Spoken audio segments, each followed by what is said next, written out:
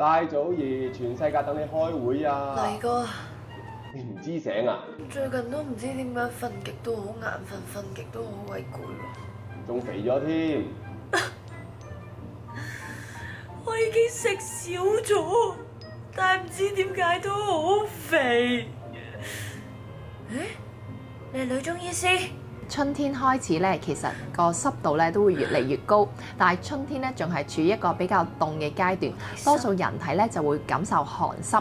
但係從夏天開始咧，當溫度越嚟越高啦，個環境亦都越嚟越濕，就會容易形成一個濕熱嘅環境。長期處於一個濕熱嘅環境咧，都容易令到我哋感受濕熱嘅邪氣嘅。另外咧，加上好多時容易捱夜啦，又或者比較中意吸煙或者飲酒嘅人士。同時間咧，好中意食一啲煎炸、辛辣口味嘅食品，再加上咧，經常飲用凍飲呢啲等等不良嘅習慣咧，都容易咧令我哋形成一個濕熱嘅體質嘅。拔罐咧點可以去除體內嘅濕氣咧？用拔罐嘅原理咧，就可以好簡單咧去除我哋身體嘅濕氣啦。可以利用咧一個火啦，去燃燒罐裡面嘅空氣，造成一個負壓。又或者咧係可能有啲家居用嘅咧，都可以透過咧拔真空嘅原理咧，形成一個負壓，吸附住我哋身體嘅局部位置，去除我哋體內嘅濕氣嘅喎。咁唔同顏色嘅印又有啲咩分別咧？拔完罐之後咧，好多時留下啲暗暗、瘀瘀、黑黑嘅狀態咧，可能咧就提示你身體裡面嘅血液不足啦。同時間咧，亦都可能係血瘀啦、血液嘅流通唔順暢嘅時候咧，就會留下一啲咧比較暗紫或者係深紫嘅烙印啦。拔完嘅時候咧，係比較鮮紅。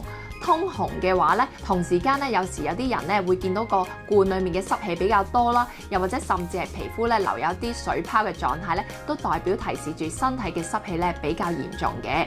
咁又或者有時有啲人咧拔完罐咧，反而係咧可能係淡淡白白啊，冇乜留印嘅話咧，就代表可能咧身體嘅氣血都係比較差，又或者咧係完全咧唔係吸附嘅狀態好好咧，咁就會個印咧唔會好強烈嘅啦。刮痧同拔罐咧都係去濕嘅，咁有咩分別咧？好多時咧，大家會透過刮痧啦，或者拔罐咧，想咧去除我哋身體嘅疲勞。好多時咧係透過刮痧咧，可以去除我哋咧身體嘅一啲表面嘅邪氣啦。如果咧透過拔罐嘅話咧，佢嘅作用位置就比較深啦，而且咧拔罐有負壓嘅作用咧，仲可以去除我哋身體嘅濕氣。咁所以咧就要分辨究竟我哋個病邪喺表啊，定係喺裏。另外咧需要睇下咧，究竟我哋係需要去疏通我哋嘅經絡啊，定係要去除我哋身體嘅濕氣，咁去分辨咧，究竟你要使用刮痧定係拔罐咁樣嘅。日常咧，大家想知道自己係咪一個濕熱嘅體質，好簡單嘅啫。濕熱比較重嘅人士咧，特別容易覺得疲累啦，胃口會比較差，容易有口氣。同時間咧，因為佢身體比較濕咧，其實係容易面部或者係身體容易出油分嘅。咁好多時咧，除咗出油分之外咧，可能皮膚會有暗瘡嘅形成啦。另外咧，大便比較糖臭唔成形，咁你可能咧就會有一個濕熱嘅體質啦。究竟邊一類人士咧係唔適合拔罐嘅咧？咁譬如咧，可能係大病之後啦，又或者啱啱做完手術嘅人士，呢類人士咧，佢身體比較氣血虛弱，其實咧就唔適合咧拔罐。另外咧，如果係懷孕啦，又或者係正值經期嘅女士咧，我哋都要判斷咧，究竟佢適唔適合拔罐嘅，因為咧有時咧拔罐個動作太大啦，可能都會刺激咗佢哋嘅氣血啦，咁係影響咗胎兒啦，甚至係咧令到嚟月經嘅人士咧，可能月經會過量咁樣嘅。咁需要嘅話咧，都係諮詢翻你嘅註冊中醫師比較合適啦。我而家係拔罐啊，Go！啊，個衰妹啊，去咗拔罐啊！